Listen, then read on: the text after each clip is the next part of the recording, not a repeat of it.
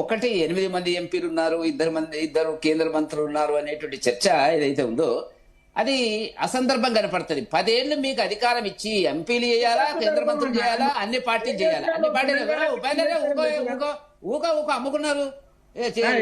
నీళ్లు జగన్ అమ్ముకొని మాట్లాడకు. చేపల పులుసుకు రాజకీయాల కోసం అమ్ముకున్నారు. నోరు మూసుకో కొద్దిసేపు, నేను మాట్లాడతా. నోరు మూసుకోవే ఉపేందర్ అన్న, నేను అందరం ఉద్యోగాలు. అరే మళ్ళీ మధ్యన మాట్లాడుతా. ఒక నిమిషం ఉపేందర్ గారు, ఒక నిమిషం ఉపేందర్ గారు, ఉపేందర్ గారు మాట్లాడతావు. ఉపేందర్ గారు ఒక నిమిషం అండి, ఒక నిమిషం ఉపేందర్ గారు ఒక నిమిషం ఆగండి, ఒక నిమిషం. ఎందుకంటే ఇంకా ఇద్దరు మాట్లాడాల్సిన వారు. ఒక నిమిషం ఆగండి.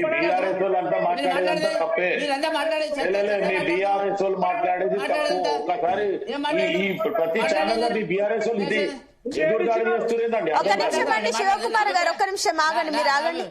చెప్పండి వెంకటరెడ్డి గారు, వెంకటరెడ్డి గారు మీరు పాయింట్ కి రండి ప్లీజ్. ఒక నిమిషం ఆగండి. ఉపేందర్ గారు ఒక నిమిషం అండి ప్లీజ్, పాయింట్ మాట్లాడాలి దయచేసి. ఒక నిమిషం ఆగండి ఉపేందర్ గారు. ఎస్ ఒక నిమిషం అండి వెంకటరెడ్డి గారు, పర్సనల్ వద్దు. యాక్చువల్ గా చేపల పులుసా, రొయ్యల పులుసా ఇవన్నీ విషయాలు పక్కన పెడితే మీరేం చేశారన్న క్వశ్చన్స్ కూడా రైజ్ అవుతాయి. నేను అడిగిన దానికి మీరు ఆన్సర్ చేయండి. ఉపేందర్ గారు ఒక్క నిమిషం ఆగండి. ఉపేందర్ గారు నేను మీకు ఇందాక సమయం ఇచ్చినప్పుడు ఎవరు ఇంటరప్ట్ అవ్వలేదు. దయచేసి ప్లీజ్ అదొకసారి మెయింటైన్ చేయండి, సమయం పాటించాలి. ఒక నిమిషం ఆగండి. మీరు మాట్లాడితే నేను మాట్లాడి మీరు చెప్పండి. ఎస్ వెంకటరెడ్డి గారు మీరు పాయింట్ కి రండి. పాయింట్ గా వస్తున్నా. నేనేమంటున్నా అంటే ఇవాళ తెలంగాణకు నీటి విషయం లోపల అన్యాయం జరగడానికి మొదటి ముద్దాయి, చివరి ముద్దాయి కేసీఆర్ గారు, బీఆర్ఎస్ పార్టీ, టీఆర్ఎస్ పార్టీ అనేటువంటిది గత ఈ నెల రోజులుగా జరుగుతున్నటువంటి చర్చల వల్ల మనకు కనపడుతున్నటువంటి అంశం. రేవంత్ రెడ్డి గారు కొన్ని విషయాలు స్పష్టంగా చెప్పినాడు. వాస్తవాలా కావాలనేటువంటి చర్చ వేరు. జూరాల నుంచి తీసుకోవాల్సినటువంటి నీటిని కావాలని చెప్పి వివాదాస్పదమైనటువంటి శ్రీశైలం తీసుకెళ్లినాడు. జూరాల నుంచి మరి ఒక ముఖ్యమంత్రి మాట్లాడుతున్నాడు. నేను ఏకీభవించకపోతే ఆయనతోని, కానీ ముఖ్యమంత్రి మాటను కూడా మనం కాదలేము. రోజుకు 2 టీఎంసీలు లేదా ఏం చెప్పిండు వచ్చే అసెంబ్లీలో చెప్పాలి కదా.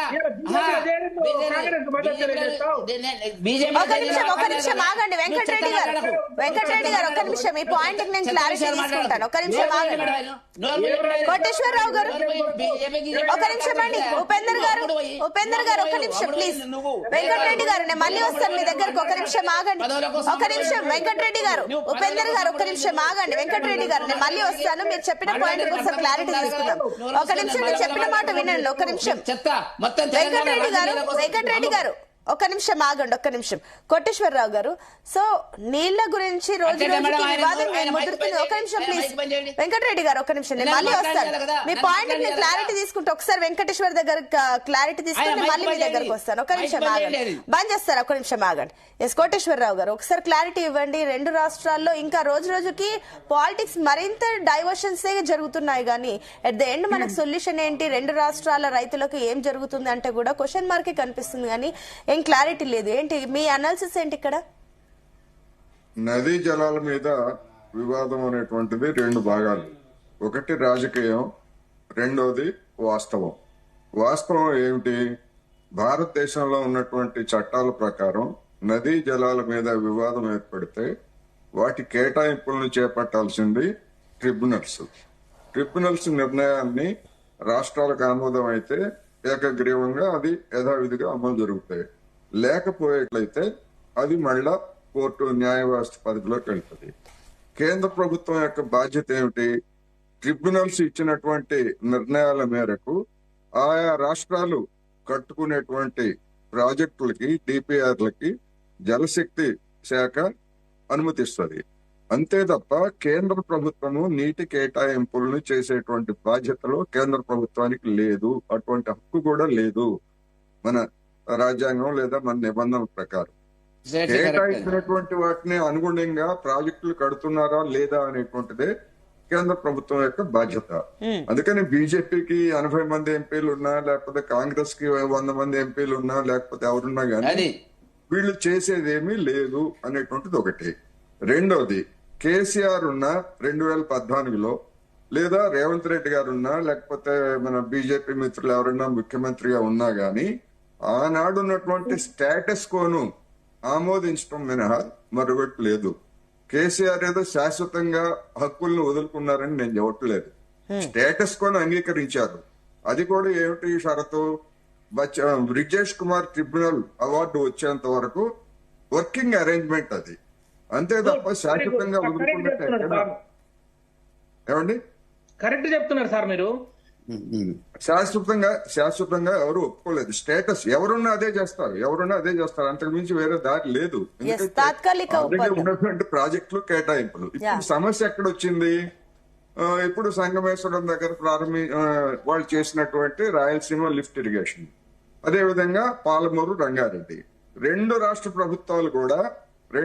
ప్రభుత్వాలు కూడా అధికారంలో ఉన్నటువంటి పార్టీలు వాళ్ళ యొక్క ప్రయోజనాల కోసం కావచ్చు, లేదా ఇతరత్ర ప్రయోజనాల కోసం కావచ్చు, రెండు కూడా దారి తప్పాయి. ఇక్కడ జూరాల సోర్సెస్ గా తీసుకోవాల్సినటువంటి దాన్ని కేసీఆర్ శ్రీశైలంగా తీసుకుంటే ఆంధ్రప్రదేశ్ ప్రభుత్వం ఇది కొత్త ప్రాజెక్టు కనుక ఇక్కడి నుంచి తీసుకోవడానికి వీల్లేదని చెప్పేసి వాళ్ళ అభ్యంతరం తెలిపారు. ముచ్చుమర్రి నుంచి తీసుకోవాల్సినటువంటి దాన్ని సోర్స్ మార్చి సంగమేశ్వరానికి జగన్మోహన్ రెడ్డి గారు మార్చడంతో ఇది కూడా కొత్త ప్రాజెక్టే కదా అని చెప్పేసి తెలంగాణ ప్రభుత్వం అభ్యంతరం పెట్టింది. సోర్సెస్ మార్చడం అనేటువంటి దానికి అంటే అంతకు ముందున్నటువంటి వాటిని యాస్టీజ్ గా ఉండేవి. అందుకని ఇప్పుడు అది ఇంకోటి ఇంకోటి ఏంటంటే అటు ప్రభుత్వం గాని ఇటు ప్రభుత్వం గాని వాస్తవాలను చెప్పలేనటువంటి పరిస్థితిలో ఉన్నాయి. ఎందుకని జగన్మోహన్ రెడ్డి గారు ఏం చెప్తున్నారు? ఎన్జీటీ పనులు ఆపివేయమని చెప్పినా గాని నేను తర్వాత పనులు కొనసాగించి 87% పనులు రాయలసీమ లిఫ్ట్ ఇరిగేషన్ పనులు నేను చేయించానని చెప్పేసి చెప్తున్నాడు. 87%, 67% ఎంత జరిగింది ఏమిటనేటువంటిది ఇప్పుడున్నటువంటి రాష్ట్ర ప్రభుత్వం వివరాలు చెప్పొచ్చు. కానీ ఇప్పుడున్నటువంటి రాష్ట్ర ప్రభుత్వం ఏం చెప్తా ఉంది? ఆ ఎన్జీటీ యొక్క ఆదేశాల గురించే చెప్తాను తప్ప ఆ తర్వాత పనులు జరిగినాయా లేదా అని చెప్పట్లేదు. తెలంగాణలో ఉన్నటువంటి పరిస్థితి ఏంటి? తెలంగాణ పాలమూరు రంగారెడ్డి ప్రాజెక్టుకి డిపిఆర్ లేదు, అనుమతి లేదు. అనుమతి లేనటువంటి దానికి ఇక్కడ ఉన్నటువంటి బీఆర్ఎస్ ప్రభుత్వం 27,000 ఎంతో ఖర్చు చేసిందని మొన్న 28,000 కోట్లు, అదే 28,000 కోట్లు, అది కూడా అట్లాంటిదే. మరి అనుమతి లేకుండా అక్కడ వాళ్ళేమో 3,000 కోట్లు చేశామని చెప్తే ఇక్కడ వీళ్ళేమో 28,000 కోట్లు మరి అనుమతి లేనటువంటి ప్రాజెక్టులు ఎట్లా చేశారు? అందుకని పనులు చేశామని చెప్తే అది మళ్ళా నిబంధనలకు విరుద్ధం అవుతుంది కనుక వీళ్ళు చెప్పుకోలేరు, వాళ్ళు కూడా చెప్పుకోలేనటువంటి ఒక ఇరకాటమైనటువంటి స్థితిలో ఉన్నారు. అది చెప్పకుండా, అసలు విషయాన్ని అది చెప్పకుండా అక్కడ ఉన్నటువంటి పార్టీలు గాని ఇక్కడ ఉన్నటువంటి పార్టీలు గాని రాజకీయం చేస్తున్నాయి. ఇక్కడ ఇప్పుడు ఉదాహరణకు రాయలసీమ ఎత్తిపోతల గురించి రేవంత్ రెడ్డి గారు కూడా ప్రస్తావించారు కనుక దాని మీద ఎన్జీటీ నిషేధం పెట్టిన మాట వాస్తవం. ఆంక్షలు పెట్టింది. ఆంక్షలు పెట్టడానికి దాన్ని ఎత్తివేయించడానికి జగన్మోహన్ రెడ్డి చేసిందేమీ లేదు. గడిచినటువంటి ఏడాది కాలంలో చంద్రబాబు నాయుడు ఏమన్నా చేశారా? ఏమీ చేయలేదు. అందుకని ఎవరి రాజకీయం వాళ్ళు ఆడుతున్నారు. మధ్యలో రైతాంగం లేదా రెండు రాష్ట్రాల ప్రజలు జుట్టు పీక్కుంటున్నారు. ఇది ఏంటిని? నా అభిప్రాయం ఏంటంటే బ్రిజేష్ కుమార్ ట్రిబ్యునల్ అవార్డు వచ్చేంత వరకు ఈ ఆరోపణలు, ప్రత్యారోపణలు, ఈ రాజకీయాలు ఇట్లాగే కొనసాగుతాయి. బ్రిజేష్ కుమార్ ఆయనకే ఇప్పుడు దాదాపు 85-86 ఏళ్ళు అని చెప్తున్నారు. ఆయన జీవిత కాలంలో అవార్డు ఇస్తారా లేదా అనేటువంటిది నిజంగానే ఒక పెద్ద ప్రశ్నగా ఉంది. అందుకని కేంద్ర ప్రభుత్వం ఇప్పుడు చేయాల్సింది ఏంటంటే ఆ అవార్డు త్వరగా వచ్చే విధంగా బ్రిజేష్ కుమార్ గారిని రిక్వెస్ట్ చేయడం, తొందరగా వచ్చేట్టు చేయాల్సినటువంటి బాధ్యత కేంద్ర ప్రభుత్వం ఉంది. ఎందుకంటే అవార్డు దాన్ని నియమించింది కేంద్ర ప్రభుత్వం కనుక. అందుకని అది చేయాలి. అది చేయకపోయేట్లయితే రెండు రాష్ట్రాల్లో ఈ నీటి వివాదాలు మంటలు ఇట్లాగే కొనసాగుతూ ఉంటాయి. అంటే దీనికి లాంగ్ టర్మ్ సొల్యూషన్ ఏంటనుకోవచ్చు కోటేశ్వరరావు గారు? సొల్యూషన్ అంటే బ్రిజేష్ కుమార్ కృష్ణా గాని గోదావరికి గాని 3 రకాలు ఉన్నాయండి. ఒకటి నిఖర జలాలు, రెండోది జలాలు, మిగులు జలాలు. నిఖర జలాలు, మిగులు జలాలు దానికి సంబంధించినటువంటిది అవార్డు రావాల్సి ఉంది. అదే విధంగా వరద జలాలకు సంబంధించి కూడా ప్రాజెక్టులు కట్టుకోవడానికి కూడా ఒక మార్గదర్శక సూత్రాలని రావాలి. అవి లేకుండా ఈ విధంగా అనుమతులు లేకుండా తర్వాత అనుమతులు వస్తే ముందు మనం కట్టేద్దాం. గతంలో తెలుగు గంగ కూడా అలాగే కట్టారు. తెలుగు గంగకు కూడా పూర్తి అనుమతులు రాలేదు. ఇప్పటికీ కూడా కొన్ని పూర్తి అనుమతులు వస్తా ఉంది, నడుస్తా ఉంది. అందుకని అది ప్రతి రాష్ట్రంలో జరుగుతుంది అంతే. అది ఒక తెలంగాణ అని కాదు, ఆంధ్రప్రదేశ్ అని కాదు. అందుకని అసలైనటువంటి సమస్య బ్రిజేష్ కుమార్ ట్రిబ్యునల్ దగ్గర ఉన్నది. అది తేలకుండా ఎవరిని కొట్టుకున్నా ఒక్క చుక్క నీరు అటు తెలంగాణకు కానీ ఇటు ఆంధ్రప్రదేశ్ కానీ అదనంగా వాడుకోవడానికి, కొత్త ప్రాజెక్టులు కట్టుకోవడానికి ఇప్పటికిప్పుడైతే అవకాశం లేదు. ఉన్నటువంటి వాటిని సరిపెట్టుకోవాలి. లోకల్ గా వివాదం లేనటువంటి నీటి వనరులని ఇతర ప్రాంతాలకు, కొత్త ప్రాంతాలకు మళ్లించుకోవడం తప్ప మరొక పరిష్కారం లేదనేది నా అభిప్రాయం. ఓకే వెంకటరెడ్డి గారు, సో ఇక్కడ నేను ఇందాక మీకు అడిగిన పాయింటే, సో ట్రిబ్యునల్ కి అన్ని అధికారాలు ఇచ్చారు. ఎట్ ద ఎండ్ ఇందాక కోటేశ్వరరావు గారు అన్నట్లు ఒక సొల్యూషన్ కావాలంటే ట్రైబ్యునల్స్ చేయాలి, కానీ అది అక్కడే ఆగిపోయింది. కాబట్టి కేంద్రం ఈ విషయంలో చొరవ తీసుకోవాలి. ఇక్కడ మీరు ఎందుకు ఇంత కాలయాపన చేస్తున్నారనే ప్రశ్నలు కూడా మీ పైన ఉత్పన్నమవుతాయి. ఒకటి సునీత గారు, మీరు అడిగిన ప్రశ్న పెద్దలు కోటేశ్వరరావు గారు చాలా విషయాల మీద రాజకీయాలకు అతీతంగా వివరణ ఇచ్చినాడు. కేంద్ర ప్రభుత్వానికి బాధ్యత ఎంత ఉంటుంది, ఏముండదు అనేటువంటిది. రెండవది కూడా చెప్పడం జరిగినటువంటిది నేను మొదట్లో చెప్పాను. ఇప్పుడు ఈ రోజు ఆ ప్రాంతంలో ఈ ప్రాంతంలో ఉండేటువంటి ప్రాంతీయ పార్టీల యొక్క అస్తిత్వం కోసం జరిగేటువంటి ఆయన చెప్పిందంటే రాజకీయాలు అనేటువంటిది. ఈ రెండింటితో నేను పూర్తిగా ఏకీభవిస్తున్నాను. మూడవది ఏంటంటే మీరు అడిగిన ప్రశ్న, వారం రోజుల కిందనే మోదీ గారు ఒక కమిటీ వేయడం జరిగినటువంటిది దీన్ని పరిష్కరించడానికి సంబంధించి, కృష్ణా వాటర్స్ కు సంబంధించినటువంటిది. ఇక్కడ అధికారులు, అక్కడ అధికారులు, చీఫ్ సెక్రటరీలు, ఇరిగేషన్ అధికారులు, అక్కడ ఉండేటువంటి జల నిపుణులు అందరితో కలిసి ఒక ప్రయత్నం సుమోటగా వేయడం జరిగింది. ఎవరు అడిగినా అడగకున్నా. నేనేమంటున్నా మేడం అంటే, ఈ పరిష్కారం అనేటువంటిది భారతీయ జనతా పార్టీకి దేశంలో ఉండేటువంటి అన్ని రాష్ట్రాల ప్రజలు సమానమే. ఎవరికి అన్యాయం జరగకుండా ఒకటి ఇటు అటు ఎడమ కుడి చేయి జరిగితే జరుగుతుంది అనుకోండి. 10 టీఎంసీలకు బదులుగా రాష్ట్రానికి 12 వచ్చినాయా 15 వచ్చినాయా అనేది పెద్ద ఇష్యూ కాదు. ఈ దేశం ఒకటి అనేటువంటి భావజాలం రావాలా. ప్రాంతీయ పార్టీలకు దురదృష్టవశాత్తు ఇది లోపించింది.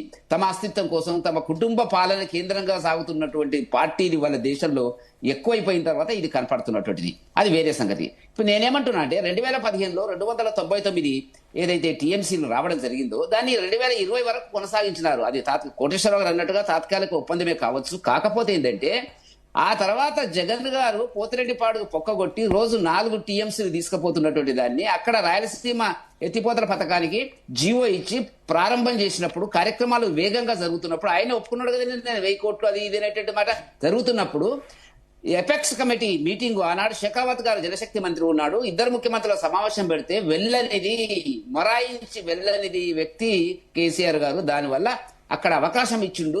రెండవది, కేసీఆర్ గారు తన రాజకీయ అవసరాల కోసం, రాజకీయ అవసరాలంటే నేను చేస్తున్న ప్రధాన ఆరోపణ ఏంటంటే ఆయనకి ఈ తెలంగాణ రాష్ట్రమే కాదు దేశాన్ని పాలించాలి, ఢిల్లీలో పెత్తనం చెలాయించాలనే దాని కింద చాలా సందర్భాలు చెప్పినాడు. పార్టీని విస్తరించినాడు, ఆంధ్రకు విస్తరించినాడు, మహారాష్ట్రకు మీటింగ్లు పెట్టినాడు, అవన్నీ చేసినాడు. ఆయన చెప్పినటువంటిది ఏంటంటే, మీరు జగన్తో సఖ్యతగా ఉన్నట్టయితే 20-25 సీట్లు అక్కడ వస్తాయి, మాదొక 15 సీట్లు, ఇంకొక 15 సీట్లు అయితే దేశంలో ప్రధానమంత్రి కావచ్చు అనేటువంటి ఆలోచనకు వచ్చిన తర్వాత తెలంగాణ నీటిని అమ్ముకున్నటువంటి మొదటి చివరి ముద్దాయి బీఆర్ఎస్ పార్టీ. దీనిలో ఏమి సందేహం లేదు. పారిపోతున్నారు, వాళ్ళకు నైతిక హక్కు లేదు. తెలంగాణ నీటికి సంబంధించినటువంటి వాటి మాట్లాడేటువంటి నైతిక హక్కు ఈనాడు ఇవన్నీ విన్న తర్వాత బీఆర్ఎస్ పార్టీకి లేదు. 10 ఏళ్ళు మీకు అధికారం ఇస్తే మీరేం చేసిండ్రు? నా అధికారం ఇచ్చిన దాన్ని మీరు ఏ రకంగా ఉపయోగించిన దాన్ని అవసరాల కోసం, కమిషన్ల కోసం. కోటేశ్వరరావు గారు అన్నట్టుగా సరే ఏ ప్రభుత్వమైనా ఖర్చు పెడతారు. 27,000 కోట్లు దానికి కేటాయింపే లేదు. పాలమూరు రంగారెడ్డికి కేటాయింపే లేదు. 27,000 కోట్లు ఖర్చు పెట్టి కమిషన్ల ధ్యేయంగా బీఆర్ఎస్ పార్టీ పనిచేసింది. అక్కడ కాళేశ్వరం మీద సమస్యలు వచ్చినాయి, ఆరోపణలు ఉన్నాయి, ఏం జరుగుతుందంటే ఇవి. మళ్ళీ వస్తాను మీ దగ్గర, కొంచెం ఆగండి. ఒక నిమిషం అండి. ఎస్ లక్ష్మణ్ గారు ఇందాక సబ్మిషన్ మెన్షన్ చేస్తారు, చెప్పండి. ఉపేందర్ గారు నేను వస్తాను, మీకంటే ముందు ఆయన అడిగారు. చెప్పండి లక్ష్మణ్ గారు. ఇక్కడ ఏంటంటే 2015లో కలవకుర్తిలో స్టార్ట్ చేసినటువంటి ఏదైతే ఎత్తిపోతల పథకం స్టార్ట్ చేశారో దానికి అనుమతులు కూడా తీసుకోలేదు. కృష్ణా బోర్డు నుంచి అనుమతులు లేకుండా స్టార్ట్ చేశారు. ఏది పాలమూరు, అలాగే పోతిరెడ్డిపాడు, డిండి, ఇవన్నీ ప్రాజెక్టు కూడా. ఆ సమయానికి 2015 దీంట్లో మరి చంద్రబాబు నాయుడు గారు ఇక్కడ సీఎంగా ఉన్నారు, అక్కడ కేసీఆర్ గారు సీఎంగా ఉన్నారు. అదే టైంలో ఈయన ఇప్పుడు ఏదైతే చెప్పారో అపెక్స్ దీనికి ఇదే చంద్రబాబు నాయుడు గారు అటెండ్ అవ్వలేదు, అదే కేసీఆర్ గారు అటెండ్ అవ్వలేదు అని ఆయన చెప్తా ఉన్నాను. మేము అనేది ఏంటంటే ఆ టైంలో ఓటుకు నోటు కేసు విషయంలో దొరుకుతున్నటువంటి చంద్రబాబు నాయుడు గారు మరి కేసులకి భయపడి ఆ రోజున ఆంధ్రప్రదేశ్ రాష్ట్ర ప్రజలకి అన్యాయం చేయాలన్న ఉద్దేశంతో ఈ నీటిని కూడా తెలంగాణ ప్రజలకి వదిలేసే కార్యక్రమంలో జరిగిందనే ఒక ఆలోచన బయటపడతా ఉంది. చూస్తే అదే టైంలో జగన్మోహన్ రెడ్డి గారు ఏం చేశారంటే 2016 మే 16న 18న వైఎస్ జగన్మోహన్ రెడ్డి గారు జలదీక్ష అనేది మొదలు పెట్టారు. ఆంధ్రప్రదేశ్ రాష్ట్రానికి అన్యాయం జరుగుతూ ఉంది, రావాల్సినటువంటి వాటర్ ను కూడా తరలించుకుపోతూ ఉన్నారని చెప్పి ఆ రోజున జగన్మోహన్ రెడ్డి గారు జలదీక్ష చేశారు. ఇవన్నీ చూస్తే 2016 సెప్టెంబర్ 21న అపెక్స్ కౌన్సిల్ సమావేశం నిర్వహించారు. ఆ సమావేశంలో పాలమూరు రంగారెడ్డి దిండి ఎత్తిపోతల ఆ పనులు ఆపే ప్రశ్న లేదని, కలవకుర్తి నెట్టింపాడు ఎత్తిపోతల సామర్థ్యాన్ని పెంచమని ఆ రోజున తమ్మల్లా ఎత్తిపోతలు చేపట్టారు తెలంగాణ కేసీఆర్ గారు ఆ రోజున చెప్పారు. వాళ్ళ వెర్షన్ వాళ్ళు చెప్పుకెళ్లారు. ఈయన వెర్షన్ అంటే ఆ ఎఫెక్స్ నిర్వహించిన దీనికి కూడా చంద్రబాబు నాయుడు గారు వెళ్ళలేదు.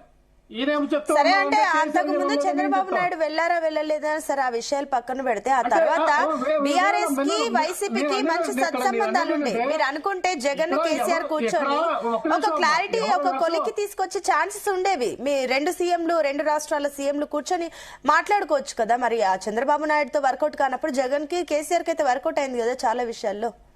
అదే కదమ్మా, నేను అదే కదా చెప్తా ఉన్నాను. ఇప్పుడు వర్కౌట్ అవ్వాలంటే ఇప్పుడు ఇందులో మంచి మాట అన్నారు ఏంటంటే 1 TMS 2 TMSలకు పెద్ద తేడా ఉంది, ఎవరికైనా అది వాడుకోవచ్చు, ఆ మిగిలిన జలాలే కదా అని మాట అన్నారు. అంటే మిగిలిన జలాలే కదా వాడుకోవచ్చు కదా దానికి పద్ధతి ఉంటుంది, దానికి ఒక విధానం ఉంటుంది. ఎవరికంటే ఇప్పుడు మేము ఏ వాటర్ అయితే ఇప్పుడు సముద్రం చాలా వెళ్ళిపోతూ ఉందో వాటర్ ని ఈ 22 TMS వాటర్ ని కూడా మేము ఏదైతే ఒక రోజుకు అంటే పర్ డే 1 or 3 TMS ఎత్తిపోసే విధానం అంటే శ్రీశైలం రిజర్వాయర్ నుంచి ఎత్తిపోసే విధానం ఏదైతే ఉందో తద్వారా రాయలసీమకి వెళ్ళే వాటర్ ను కూడా దాన్ని కట్ చేస్తే దాన్ని ఆపేస్తే రాయలసీమ ప్రాంత రైతులకి ప్రజలకు కానీ ఆ తీరం లోటు కదమ్మా. ఇప్పటికే రాయలసీమలో చాలా వ్యవసాయం చేసే దుస్థితి కనబడుతుందో తరతరాల నుంచి అలాగే ఉంది కదా. అంటే ఒక ప్రాంతానికి మనం అందించే హక్కుని వాటర్ అందించే హక్కుని మనం హరించినట్టే కదా.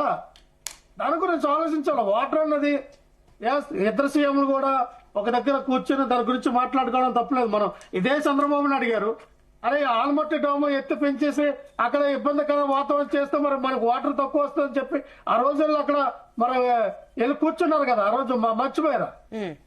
ఎందుకు వెళ్ళారు? ఆల్మట్టి డాము ఎత్తి పెంచుతున్నారని కదా వెళ్ళారు, మామూలు కూర్చున్నారా? అంటే ఇవన్నీ కూడా గమనించాలి.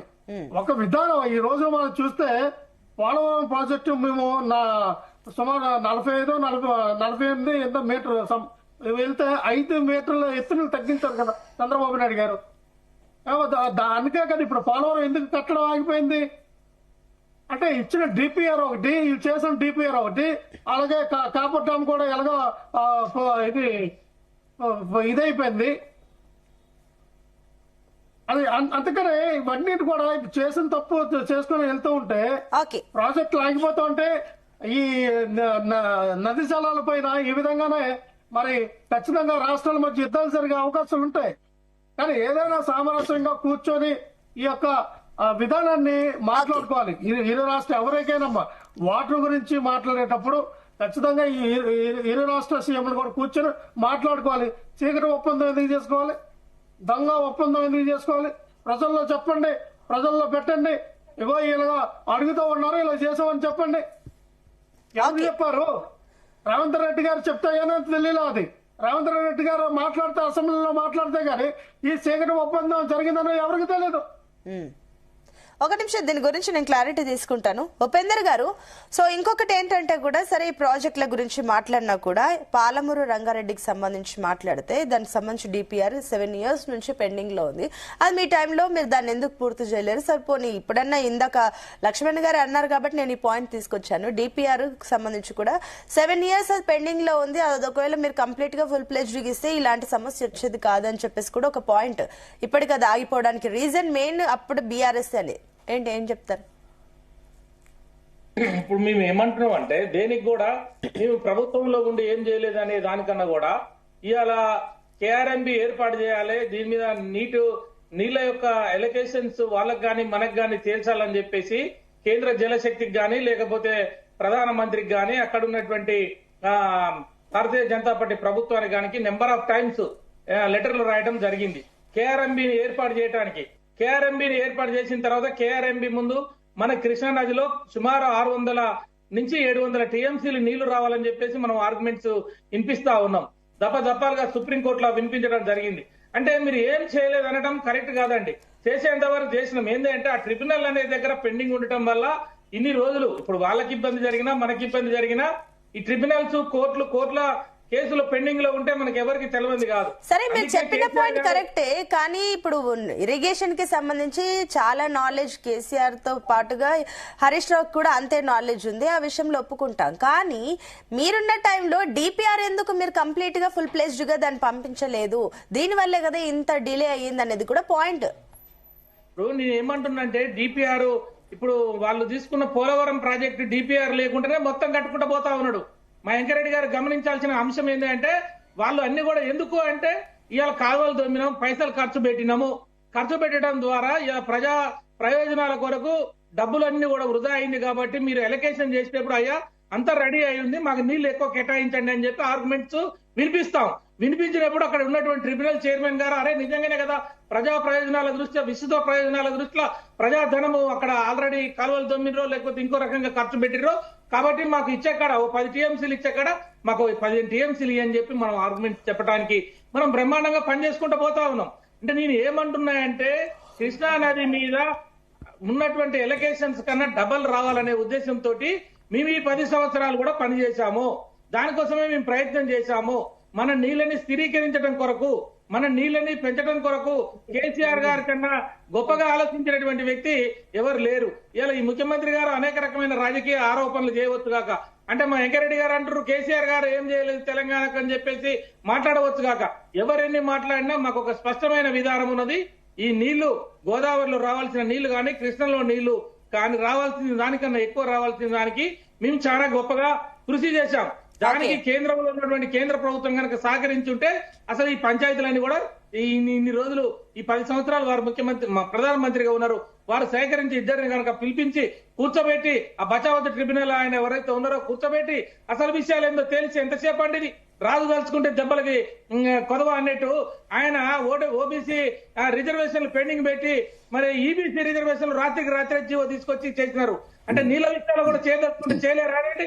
అంటే వాళ్ళకి ఇష్టమైన పనులు చేస్తారు, పెండింగ్ పెట్టాలనుకున్న ప్రాజెక్ట్ ని పెండింగ్ ఉండాల్సిన పనులు పెడతారు.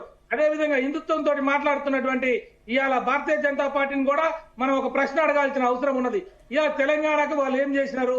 తెలంగాణ ప్రజా ప్రయోజనాల దృష్టిలో నీళ్లకు కేటాయించే అంశంలో గానీ మిగతా అంశంలో గానీ వాళ్ళు ఏం చేయలేదు, శూన్యం. రెండోది తెలంగాణ గుళ్ళకు ₹1 కూడా ఇవ్వలే. పవన్ కళ్యాణ్ వచ్చి 35 కోట్లు ఇచ్చిండు.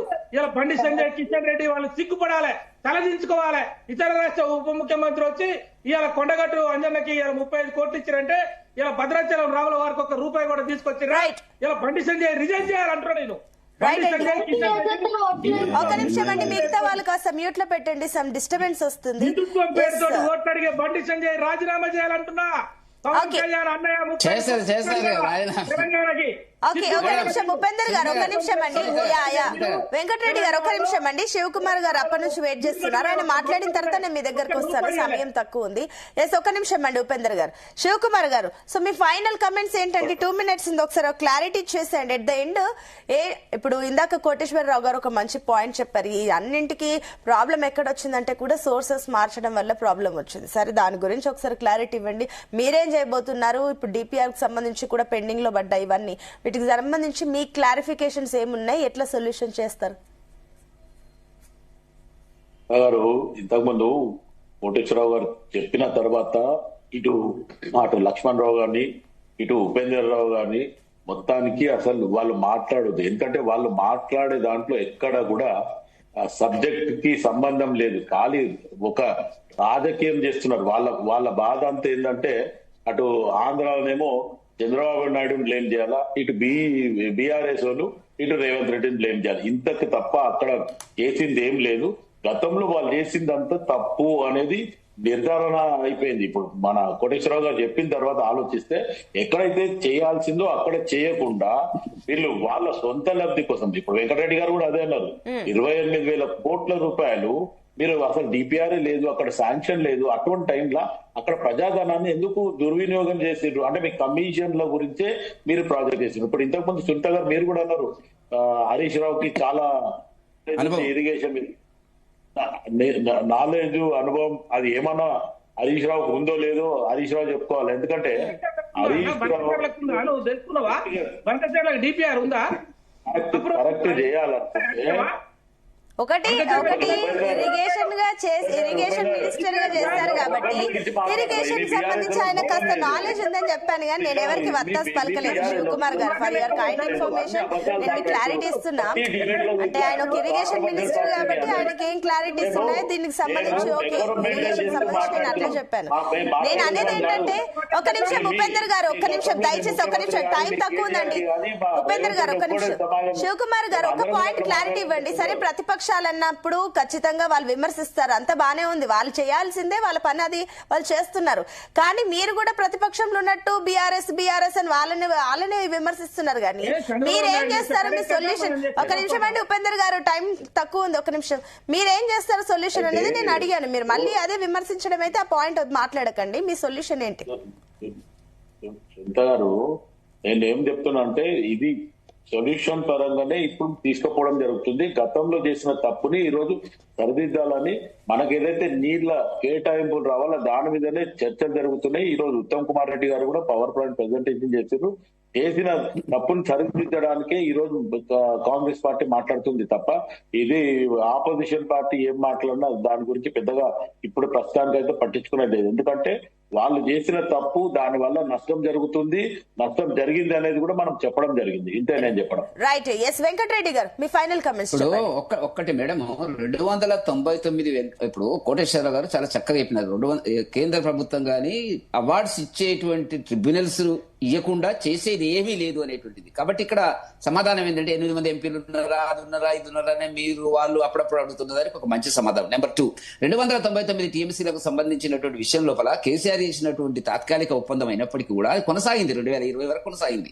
దీనికి కారణం ఏంటంటే ఈ లోపల వాళ్ళు పోతిరెడ్డిపాడు పొక్కగొట్టి 8 రాయలసీమ ఎత్తిపోతల పథకాన్ని స్టార్ట్ చేసినప్పుడు కేంద్ర మంత్రులు మీటింగ్ పెడితే వెళ్ళలే. ఎందుకు? నువ్వు వేసుకునే పని నువ్వు చేసుకో, తీసుకుపోయే నీళ్ళు నువ్వు తీసుకుపోవని కేసీఆర్ ఉద్దేశం. ఎందుకంటే ఆయన నేషనల్ పాలిటిక్స్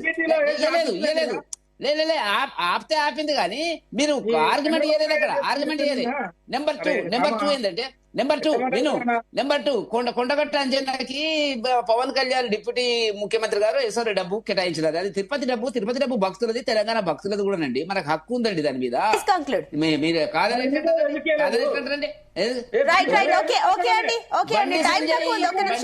కోటేశ్వరరావు గారు, ఉపేందర్ గారు ఒక్క నిమిషం అండి. వెంకటరెడ్డి గారు టైం తక్కువ ఉందండి. కోటేశ్వరరావు గారు ఒకసారి దీనికి సంబంధించి క్లారిటీ ఇవ్వండి. 1 minute ఉంది. ఉపేందర్ గారు, వెంకటరెడ్డి గారు ఒక నిమిషం అండి, టైం తక్కువ ఉంది. ఇప్పటి వరకు ఆగారు, మంచి ఒక నిమిషం అండి, సంయమనం పాటించారు, మంచి విషయం. లాస్ట్ మినిట్ లో కాస్త ఆగండి, ఒక నిమిషం ప్లీజ్. ఒక నిమిషం అండి ప్లీజ్, ఆగండి, ఒక నిమిషం ఆగండి. ఎస్ కోటేశ్వరరావు గారు ఫైనల్ కానీ గోదావరి జలాలైనా గానీ వృధాగా పోకూడదు. 2 రాష్ట్రాల రైతాంగానికి లేదా పౌరులకి వాటిని వినియోగించాలి. ఒకటి.